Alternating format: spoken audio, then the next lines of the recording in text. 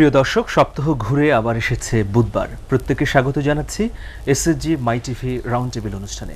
বরাবরের মতো আপনাদের সাথে আছি আমি আমিরুল মোমিনিন মানিক। দর্শক, এই মুহূর্তে আপনারা নিশ্চয়ই খুব ব্যস্ততার সঙ্গে দিন যাপন করছেন, কারণ বাড়ি যাওয়ার ব্যস্ততা, ঘরে ফেরার ব্যস্ততা, ঈদ উদযাপন সবাইকে নিয়ে করার ব্যস্ততা, কেনাকাটার ব্যস্ততা তো আছেই, কোরবানির ব্যস্ততা। এই ব্যস্ততার মধ্যেই আপনাদের সামনে হাজির হয়েছি এসএসজি মাই টিভি রাউন্ড টেবিল নিয়ে। আমরা আপনাদের ঘরে ফেরার বিষয়গুলো নিয়েই কথা বলবো। এ বিষয়ে কথা বলার জন্য আমাদের স্টক শোতে উপস্থিত হয়েছেন তিনজন সম্মানিত অতিথি। আমি পরিচয় করিয়ে দিচ্ছি। রয়েছেন জনাব মাহবুবউদ্দিন বীর বিক্রম, চেয়ারম্যান বাংলাদেশ অভ্যন্তরীণ নৌ চলাচল যাত্রী পরিবহন সংস্থা। রয়েছেন জনাব রমেশ চন্দ্র ঘোষ, শ্যামলী পরিবহন লিমিটেডের ব্যবস্থাপনা পরিচালক। এবং রয়েছেন জনাব ইসরাফিল আলম, সরকার দলীয় সংসদ সদস্য। আপনাদের তিনজনকেই আমাদের এই শোতে স্বাগত জানাচ্ছি। শুরু করব ইসরাফিল ভাই আপনাকে দিয়ে। ঈদ সামনে এলেই এই পরিবহন খাতের নানা বিষয় সামনে আসে। অনেক ধরনের আমরা সংবাদ দেখি, পত্রপত্রিকায়, টিভিতেও হয়, এবং নানা ধরনের অসঙ্গতির কথা আমরা শুনতে পাই। ভাড়া বাড়ানো, অতিরিক্ত যাত্রী নেওয়া, চাঁদাবাজি, নানা ধরনের ঘটনা। এটা শুধু এবছর না, প্রত্যেক বছর ধরেই হয়ে আসছে। তো এবার আপনি কেমন দেখছেন?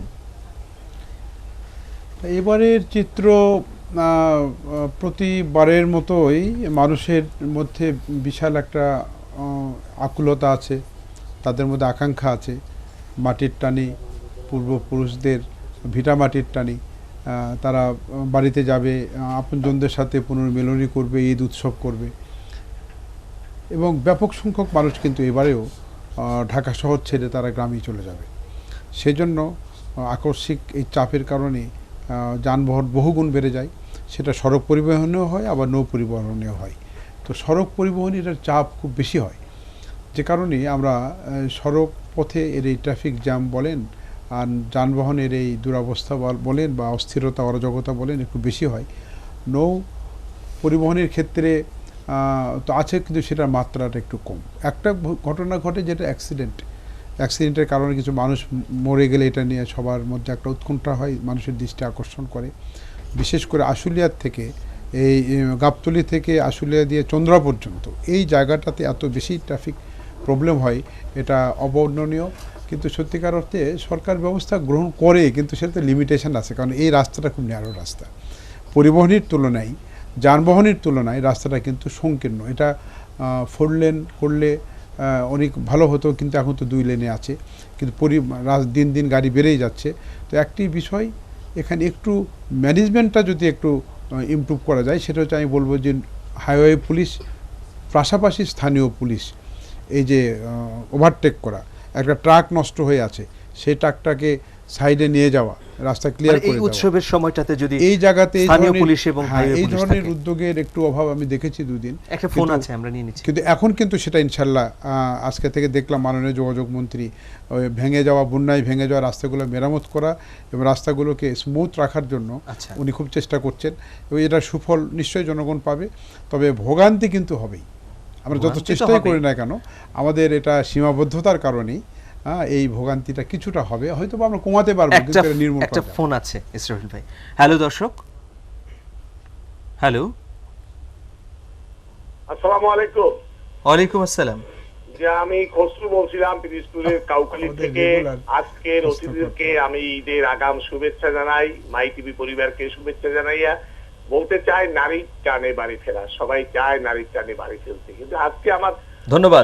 সরকার তো নানা ধরনের উদ্যোগ গ্রহণ করে আমরা পত্রিকা এবং টেলিভিশনে দেখি, কিন্তু সেই উদ্যোগগুলোর মালিক পক্ষ, শ্রমিক পক্ষ এবং সবাই মিলে কতখানি, এবং যাত্রী সাধারণত কতখানি সেই বাস্তবায়ন করেন। আমার একটি প্রশ্ন, যে নৌ পরিবারের ক্ষেত্রে যে একটা রোটেশন প্রথা ছিল, আমরা দেখে আছি, যা রোটেশন প্রথা নিয়ে আমরা অনেক দিন থেকে আন্দোলন করে আছি, এই রোটেশন প্রথা ভেঙে দেওয়ার জন্য।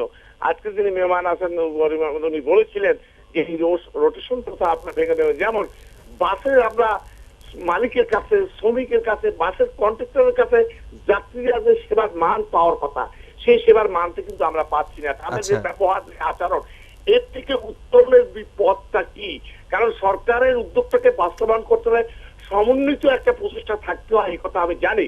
সেক্ষেত্রে এখানে যে সমন্বয়হীনতার অভাব, যার কারণে এই যাত্রী ভোগান্তিতে হচ্ছে, এই বিষয়ে আজকে আলোচনা কি বলবেন এবং কিভাবে বিষয়টিকে আপনারা দেখছেন? আচ্ছা, ধন্যবাদ আপনাকে। ইসমাইল ভাই, আপনার কাছে আসবো, তার আগে জনাব মাহবুবউদ্দিন, আপনার কাছে জানতে চাই, প্রশ্নকর্তা যে প্রশ্নটি করলেন উত্তর। রোটেশনের ব্যাপারটা আপনারা অনেক দিন যাবৎ বলেছেন, আমরাও এটা সবসময় আলাপ আলোচনার মধ্যে রাখি। তা আমাদের কতগুলো ফিজিক্যাল লিমিটেশন আছে। সেটা হচ্ছে যে আমাদের জাহাজের পরিবহন ক্ষমতা ধরেন যদি 100 হয়, আমাদের যাত্রী নর্মালি থাকে 30 জন, রেগুলার প্যাসেঞ্জার 30 জন, বাকি 70% ক্যাপাসিটি কিন্তু আনইউটিলাইজ থাকে। এখন আমাদের শুধু সার্ভাইভালের জন্য এই রোটেশনটা করতে হয়। যদি রোটেশন না করি তাহলে সবগুলো জাহাজই আপনার লোকসান দিয়ে চলবে, আলটিমেটলি কেউই চলতে পারবে না, ওই সেবাটাই বন্ধ হয়ে যাবে। তো এটা কি আপনারা চান? আমার বিশ্বাস এটা কেউই চায় না। তারপরে আমরা কি করি যে যখন বেশি লোকের সম্ভাবনা থাকে, যেমন ঈদের সময় আমাদের কিন্তু একটা জাহাজে বসে থাকে না। আমরা নর্মালি ফর ইনস্ট্যান্স ঢাকা বরিশালে চালাই 15টা জাহাজ আছে, তার ভিতরে 5টা জাহাজ ডেলি চলে, কিন্তু এই ঈদের সময় 15টা জাহাজই প্রত্যেক দিন চলবে। এই 15টা জাহাজের কতগুলো সুবিধা। 1 নম্বর হলো, আগে যে জাহাজগুলো ছোট ছিল সেই জাহাজগুলো এখন আয়তনে 4 গুণ 5 গুণ 10 গুণ পর্যন্ত বেড়েছে। 100 ফুটের জাহাজ 300 ফুট লম্বা, 15 ফুট পাশে, 50 ফুট পাশে। এখন কত টাইমস আপনার জিওমেট্রিক্যাল প্রপোর্শনে বাড়লো। যদি আগে 1000 লোক নিতে পারতো, এখন 5000, 6000, 7000 লোক নেয়। তারপরে জাহাজ কিন্তু আমরা দেখি দুর্ঘটনা, ওভারলোডটা আপনার ডেফিনেশনের ব্যাপার। আপনার কাছে মনে হয় ওভারলোড, আমরা ওই পর্যন্ত ওভারলোড করতে বাধ্য হই, ওভারলোড না বলবো, সহনীয় পর্যায়ে নিতে বাধ্য হই। এই জন্য যদি আমরা এই লোকগুলোকে জাস্ট আমাদের যে ক্যাপাসিটি আছে, লিখিত ক্যাপাসিটি, সেই হিসাবে যদি নেই, তাহলে তো আমি এদেরকে আরও 15 দিনেও পাড়ি দিতে পারবো না। ঈদের সময় তো দূরে কথা, বাড়ি যেতে পারবে না। এখন এই লোকগুলো আপনি যতই বলেন, কিন্তু এটাতে দুর্ঘটনার ঝুঁকি থাকতে পারে না। দুর্ঘটনার ঝুঁকি থাকে না এই জন্য যে আপনার জাহাজের যে ধারণ ক্ষমতা তার চেয়ে বেশি আমরা নেই না। ধারণ ক্ষমতা is determine by the load line. Load লাইনের উপরে আমরা কোনো অবস্থাতে যেতে দিই না।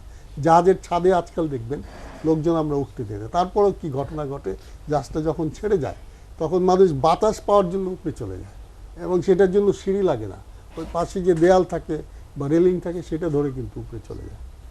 এইগুলো আমাদের সব রকম প্রচেষ্টা আছে, সরকার চেষ্টা করতেছে, আপনার তদারকি বেড়েছে, পুলিশ বলেন, র্যাব বলেন, কোস্টগার্ড বলেন, ইভেন আপনার এই প্রয়োজনে আমরা আপনার বিজিবিও হয়তো ডাকতে পারি, আনসার, যা কিছু সম্ভব সরকারের কাছে সবই আছে। কিন্তু এই ঘটনাগুলোকে ঘিরে এই প্রবলেমগুলো সামনে আসে, অন্য সময়ে কিন্তু আসে না, অন্য সময়গুলোতে আসে না। তো সেই সময়টুকু যদি সুষ্ঠু ব্যবস্থাপনা করা যায়, সেই সময় তো সমাধান হয়। আপনি শোনেন, আমাদের এই পর্যন্ত যে কয়টা জাহাজে দুর্ঘটনা ঘটেছে আপনারা হিসাব করে দেখেন, কয়টা জাহাজের দুর্ঘটনা এই নাবিকের জন্য ঘটেছে। হয় এটাকে বাইরের থেকে অন্য একটা জাহাজ এসে ধাক্কা দিয়েছে, অথবা কোনো একটা আপনার ওই যে ডুবোরে, মানে জাহাজের মতো ওই আপনার সাবমেরিনের মতো বালুর জাহাজ চলে, এইগুলো রাত্রিবেলা চললে রাত্রিবেলা এসে ধাক্কা মারে, জাহাজটা ডুবে যায়। আর যদি হঠাৎ কোনো বিশাল সাইক্লোন আসে, আপনার একমাত্র দুর্ঘটনা আপনারা যেটা বলেন, সবাই বলে যে পিনাকের দুর্ঘটনাটা যেই রাস্তা দিয়ে যাওয়ার কথা না সেই রাস্তা দিয়ে জাহাজটা গিয়েছে। যদি না যাইতো তাহলে কিন্তু এই দুর্ঘটনাটা ঘটতো না। এবং আমি আপনাকে একটা কথা দিতে পারি, গত 3টা ঈদে কিন্তু ওই দুর্ঘটনার পরে আর কোনো ঘটনা ঘটে নাই। আচ্ছা, আপনার কাছে এবং আগামীতেও ঘটবে না ইনশাআল্লাহ।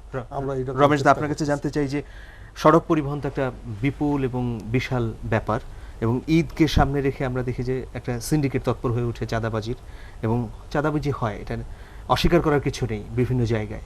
এটা ইসরাফিল ভাইও নিশ্চয়ই জানেন, তিনি দীর্ঘদিন এই সেক্টরে বিভিন্নভাবে যুক্ত আছেন, কাজ করছেন। তো এবার কি মনে হচ্ছে, এবার কি সেই চাঁদাবাজি থেকে আমরা কিছুটা সহনীয় পর্যায়ে আছি কিনা? অ্যাকচুয়ালি আপনার ধন্যবাদ আপনাকে যে পয়েন্টটা নিয়ে কথা বলেছেন। চাঁদাবাজি তো এই জিনিসটা তো অদৃশ্য, এটা যে কোনো জায়গায় দাঁড়ায় যদি কেউ কোনো জায়গাতে নিয়ে থাকে, তা আইন শৃঙ্খলা রক্ষাকারী বাহিনী আছে, চাঁদার থেকে যে মুক্ত হয়ে যাব তা তো না, বা হয়েছি এমন ধরনের ঘটনা নেই। কিন্তু ঘটনাটা যারা পারবো না কেন, আমাদের সব জায়গায় সেটা যারা চাঁদা নেয় তারা তো আমার আপনার মতোই মানুষ, তারা দাঁড়িয়ে নিচ্ছে, এত তো গোপনে কোনো কিছু না। কিন্তু সে জায়গার থেকে কাছেই তো পুলিশ প্রশাসন আছে, তারা দেখতে পারে যে তুমি যে চাঁদা নিচ্ছ, এই চাঁদাটা নিয়ে কোথায় কিভাবে ভাগ করবে, কে কে খাবে এটার সঙ্গে। তোমার পলিটিক্যাল ব্যাকগ্রাউন্ড কি, পলিটিক্যাল লোকজন আছে না, তুমি কি একজন সন্ত্রাসী, না তুমি কি এটা খারাপ, নাকি শ্রমিক নেতা, মালিক সমিতির নেতা, এগুলো তো বহুত ফাইন্ড আউট করবার মতো আছে। তাহলে আমরা তো- সবসময় একটা রাজনৈতিক প্রভাব কাজ করে এই সিন্ডিকেট বা এই এটা সব তো ঘটনার আমি মধ্যে। বলবো না যে এই দেশের এর কোনো শ্রেণী নাই, এরা যখন যে ছাতার তলে পায় তখন তার ক্ষেত্রে দাঁড়ায়। এখন যদি মনে করেন রাজনৈতিক আশ্রয় নেবে তো বলবে যে আমি অমুক দল করি, আমার দল পাওয়ারে আছে, তারে করবি, কিন্তু এককভাবে তো উনি আবার এই যে আবার বলবো যে আমি আরেকজন করি, এক শ্রেণীর এরা। কিন্তু আমাদের বক্তব্য হলো যে চাঁদাবাজ, মাননীয় স্বরাষ্ট্রমন্ত্রী মহোদয় বলেছেন, যোগাযোগ মন্ত্রী মহোদয় বলেছেন, মাননীয় নৌ পরিবহন মন্ত্রী জানেন আমাদের ট্রান্সপোর্ট সেক্টরে উনি শ্রমিক সংগঠনের হলাগা কার্যকরী সভাপতি, উনি শাহজাহান খান এমপি সাহেব বলেছেন যে চাঁদার বিরুদ্ধে আমার অভিযান, আমাদের মহাসচিব মালিক সমিতি বলেছেন, আমরা এর সঙ্গে আছি, আইন শৃঙ্খলা আইজিপি মহোদয় বলেছেন। তারপরে এরা তো ভয় পায় না, এদের ধরুক না, ধরে সেরে তারপরে এলাকা কাস্টডিতে দেখ, তারপরে বের হয়ে যাবে। 1 বছর এলাকায় একটা অপারেশন করুক বা দেখবেন পরের বছর এটাকে পাবেন না। তা আমরা তো এটার থেকে বলি নেই যে এটা থেকে আমরা মুক্ত হতে পেরেছি, এবং কারা কারা নেই এই কথা যদি বলেন তার আমি আপনাকে বলবো না এই জনসম্মুখে। আচ্ছা, সেটা আপনাদেরই দেখলে, আপনার এত ক্যামেরা রয়েছে, এত মিডিয়া রয়েছে, আপনারা কোথায় থাকেন? আপনারা আবার ঘরের মধ্যে নিয়ে এসে জিজ্ঞাসা করতে, আমরা বাইরে যান না, মরে যান না, জায়গা দেখা দেয়, ওখানে ক্যামেরা ধরে থাকেন। দুর্ঘটনা যদি উঠাতে পারেন, রেল দুর্ঘটনা সব কিছু দেখাতে পারেন, তো এটা দেখাতে পারেন না। মেন পয়েন্ট বলে দেশের জায়গায় ক্যামেরা নিয়ে সারাদিন দাঁড়া থাকে, দেখবে যে বাস থামাইছে, টাকা নিচ্ছে, সব কিছু আছে। এগুলো করেন, বন্ধ হয়ে এটা কি যাবে। কমানো যাচ্ছে না কোনোভাবেই? কমানো যাচ্ছে না, অনেক কমে এসছে, কমানো যাচ্ছে না কথা বলা যাবে না, কিন্তু একদম নির্মূল হয় নাই। আর ভবিষ্যতে যে নির্মূল হবে এরকম কোনো প্রতিশ্রুতিও আপনাকে দিতে পারি না। আচ্ছা, আমরা একটা বিরতিতে যাব, তারপর আবার ফিরবো। প্রিয় দর্শক, থাকুন এসএসজি মাই টিভি রাউন্ড টেবিলের সঙ্গে, আমরা ফিরছি এখনই। প্রিয় দর্শক, বিরতির পর আবারও স্বাগত জানাচ্ছি এসএসজি মাই টিভি রাউন্ড টেবিল অনুষ্ঠানে। আপনারা নিশ্চয়ই আমাদের সঙ্গে আছেন। ইসরাফিল ভাই, আপনার কাছে আবার আমরা যাচ্ছি, আমরা জানতে চাচ্ছি যে এই যে একটা বিষয় বলা হয় যে অতিরিক্ত যাত্রী নেওয়া, অতিরিক্ত যাত্রী এবং চাঁদাবাজি, যেটা দাদা বললেন, এটা কেন আসলে বন্ধ করা যাচ্ছে না? আমাদের শ্রদ্ধেয় মাহবুব ভাই যে কথা বলেছেন অতিরিক্ত যাত্রীর ক্ষেত্রে, এই ঈদের সময় বা এটা কিন্তু শুধু লঞ্চে না, অলমোস্ট সব জায়গাতেই সব একই জায়গাতে। কারণ যদি নর্মাল সিট ক্যাপাসিটি থাকতো তাদেরকে ধারণ করার, তাহলে কিন্তু অতিরিক্ত যাত্রী যেত না। আপনি দেখবেন ট্রেনেও একই অবস্থা। ট্রেনে যদি একটা ট্রেনে যদি 1000 মানুষের যাবার ব্যবস্থা থাকে, সেখানে 2000 বা 3000 মানুষ চলে যায়। বাসেও ঠিক তাই, সিট আছে হয়তো 48টা, মানুষ উঠে পড়েছে 60, 70 বা 80 জন। কিছু দাঁড়িয়ে যাচ্ছে, কিছু ওই মোড়া টোড়া নিয়ে বসে চলে যাচ্ছে। এটা অনেক দিনের দৃশ্য, আমাদের চিরচেনা। আমি এক কথা, মানুষের জনসংখ্যা বাড়ছে, মানুষের মোবালিটি মুভমেন্ট বাড়ছে, পাশাপাশি রাস্তাঘাট যেভাবে প্রশস্ত হওয়া উচিত দরকার সেটা কিন্তু হয়নি। হচ্ছে না তা না, হচ্ছে, কিন্তু এটা পর্যাপ্ত নয়।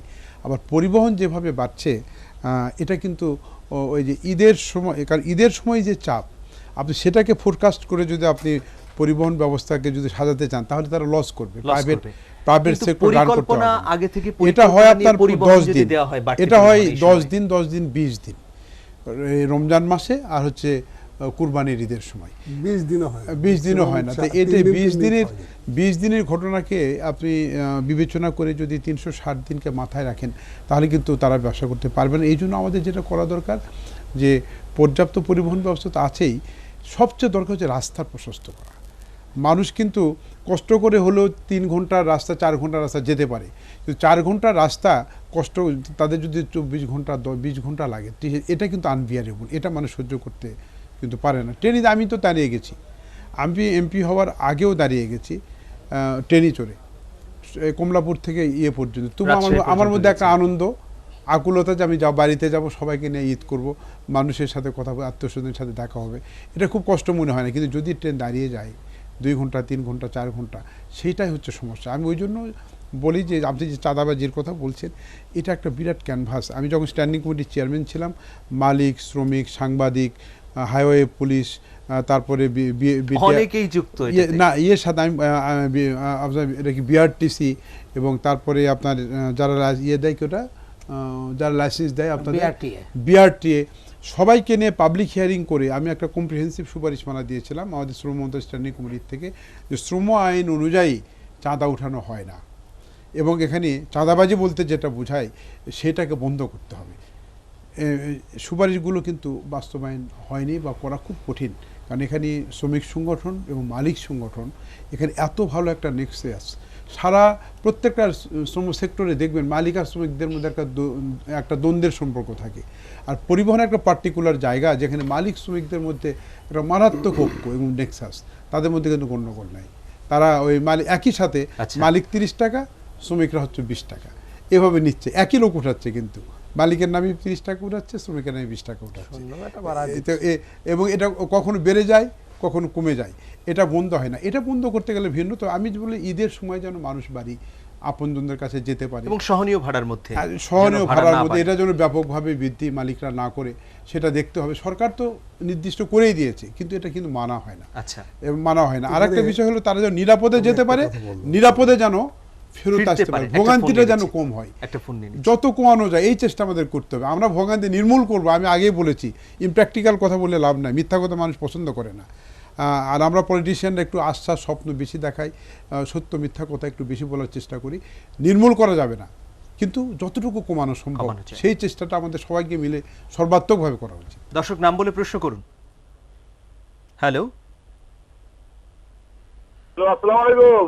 ওয়ালাইকুম আসসালাম, কে বলছেন, কোত্থেকে বলছেন? আমি আইয়ুব আলী খান বলছিলাম গোয়ালন্দ বাস স্ট্যান্ড থেকে। বলুন। যে আমি একটি মাননীয় বিষয় প্রশ্ন করতে চাচ্ছি। আগামী 25 তারিখে ঈদ উদযাপন হবে, এই উপলক্ষে দৌলতদিয়া পাটুরিয়ায় যেসব যাত্রী আপ ডাউন করবে সুস্থ মতো চাঁদাবাজি ছাড়া নির্ভয়ে তারা বাড়ি ফিরতে পারবে কিনা, আমি এই প্রশ্ন করতে চাচ্ছি আপনার মাধ্যমে। ধন্যবাদ আপনাকে। আপনি যদি প্রশ্নের আমি উত্তর দিতেন। আমি এই প্রশ্নের উত্তর দেওয়ার আগে আমি ওনার কথার সঙ্গে উত্তরটা আপনি দিয়ে দিবেন। এই একটা কথা- উত্তরটা আপনার হ্যাঁ, প্রতিষ্ঠান অবশ্যই দেব। সংশ্লিষ্ট। এটার সঙ্গে আমি একটা কথা বলে দিতে চাই, সেটা হচ্ছে যে আমাদের হাতে একটা সলিউশন আছে, যেটা যদি আমরা প্রয়োগ করতে পারি কখনো, তাহলে কিন্তু এই যে আপনার বিশাল একটা চাপ 3 দিন আগে আর ফেরার 3 দিন পরে, এটা কিন্তু থাকে না। যেটা হচ্ছে যে আমাদের সবচেয়ে বড় চাপটা আসে যেদিন বেতন দেওয়া হয় গার্মেন্ট সেক্টরে, তারপরের দিন। এবং গার্মেন্ট সেক্টরে ইনভেরিয়েবলি ঈদের আগের দিন বা ঈদের 2 দিন আগে বেতনটা দেয়। এই বেতনটা যদি 5 দিন আগে দেয়, তাইলে এই লোকগুলো কিন্তু 5 দিনে ভেঙে ভেঙে যাবে। তাইলে কিন্তু আমার ওই ডেইলি 5 লক্ষ লোক নিতে হবে না, আমি 1.5 লক্ষ নিয়ে চলবে। এটা যদি আমরা করতে পারি, এটা কিন্তু হোম মিনিস্টারও বলেছেন, কিন্তু কার্যকর হয়নি, উনি কার্যকর বলেছেন। হয়নি। বিজিএমইএ কে বলা হয়েছে, কার্যকর হয়নি। তবে আমরা বলবো যে এটা কার্যকর করা দরকার। কারণ আপনারা একটা জিনিস লক্ষ্য করেন, সারা দুনিয়াতে কিন্তু আমাদের দেশের মতো এত মানে প্রত্যেক কয়দিন পর পরই ছুটি নাই, কিন্তু একসঙ্গে লম্বা ছুটি দিয়ে দেয়। লম্বা আপনার এই ক্রিসমাসের সময় একসঙ্গে 15-20 দিন ছুটি দিয়ে দেয়, আবার নিউ ইয়ারের সময় একসঙ্গে 7-8 দিন ছুটি দিয়ে দেয়। আবার বলে দেয় যে আগস্ট মাসের 1 তারিখ থেকে 15 তারিখ পর্যন্ত don't expect any business in the country. এই যে ঘটনাগুলো ঘটে, কিন্তু এই সব কিন্তু ওই সমস্ত ঘটনা তারা আগে পরীক্ষা নিরীক্ষা করে দেখেছে, যার জন্য তারা এগুলো করতে পেরেছে। আমাদেরও একটা দেশ যেখানে আপনার মিডল ইনকাম গ্রুপে যাচ্ছে, হাই ইনকাম গ্রুপে যাচ্ছে, আমাদেরও কিন্তু ওইখানে আসতে হবে, করতে হবে। করতে একটা হবে। প্রশ্ন ছিল, হ্যাঁ, উনি প্রশ্নটা হলো দৌলতদিয়া পাটুরিয়া দৌলতদিয়া ঘাটের একজন পাটুরিয়া লোক। ঘাট দিয়ে যেতে পারবে কিনা। দৌলতদিয়া পাটুরিয়া ঘাটে কিন্তু আমিও এফেক্টেড, কারণ আমার দৌলতদিয়া পাটুরিয়া ঘাট দিয়ে যেই লোকগুলো ওনরা পরিবহন করে ঘাটে নিয়ে যায়, সেই লোকগুলো আমার জাহাজে চড়ে ওপারে যায়, ওপারে। ওপারে গিয়ে আবার জাহাজ ওঠে। এবং আমারও একই কমপ্লেন যে আমার লোকগুলোর উপরে নানান রকম চাঁদাবাজি করা হয়। কিন্তু আপনাদেরকে আমি এবছর বলতে পারি, গত বছরের এক্সপিরিয়েন্স থেকে, বিশেষত নৌমন্ত্রী শাহজাহান খান সাহেবের প্রচেষ্টায়, বঙ্গবন্ধু কন্যা শেখ হাসিনার নির্দেশে এই জায়গায় যে চাঁদাবাজির সিন্ডিকেটটা ছিল, যারা যা খুশি তাই করতো, সেটা কিন্তু অনেকাংশে কন্ট্রোল করা হয়েছে। গত ঈদে চাঁদাবাজি করতে পারে নাই, এবারও আমার বিশ্বাস চাঁদাবাজি করতে পারবে না। এবং আমরা ওইখানে আইজির সঙ্গে মিটিং করেছি, হোম মিনিস্টারের সঙ্গে মিটিং করেছি, মন্ত্রী মহোদয় সমস্ত এজেন্সিকে সঙ্গে করে নিয়ে আচ্ছা। মিটিং করেছেন যাতে এগুলো না হয়। এবং সবাই কথা দিয়েছে করবে না। আর বিশেষ করে যেই লোকগুলো করে তাদেরকে ধরার জন্য ইনস্ট্রাকশন দিয়ে দেওয়া হয়েছে, Yes.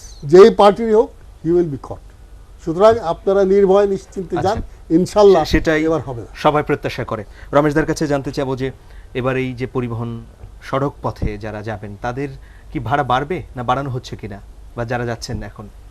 এটা আপনি তো জানেন যে ঈদ সংখ্যায় যখন আমরা টিকিটগুলো ইস্যু করি, আপনার আমাদের 25 তারিখ ঈদ হচ্ছে, আমরা 19 তারিখ বা 20 তারিখ থেকেই আপনার হলো অ্যাডভান্স টিকিটের ইস্যু হয়েছে।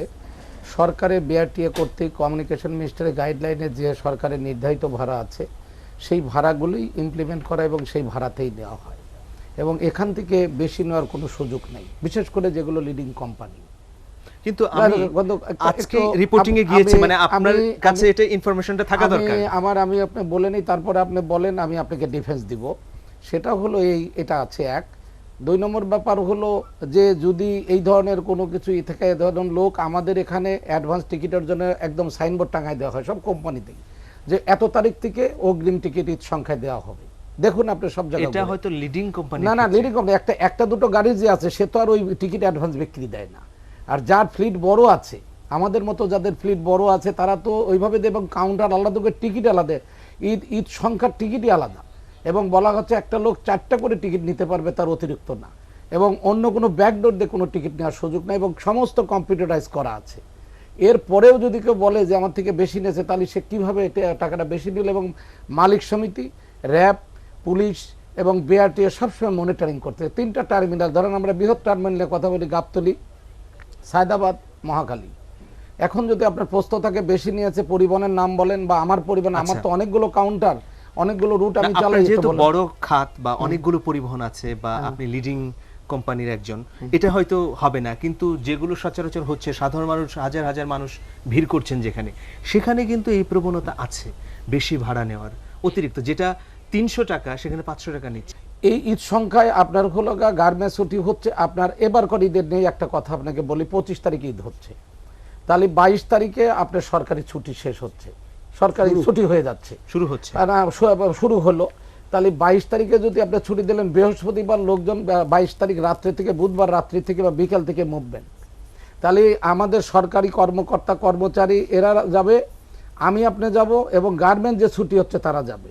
এই যে যারা আগে টিকিট পেয়েছে যাচ্ছে, তারা তো পেয়েছে, আর যারা পাবে না, ওই সময় কিছু লোকজন সুযোগ সন্ধানী থাকে যে রিজার্ভেশন আপনি আপ ডাউনে নেবেন, এরকম ধরনের রিপোর্ট আমাদের কাছে আছে। আপনার হলো 24 তারিখ 25 তারিখ ঈদ হলে 23 তারিখ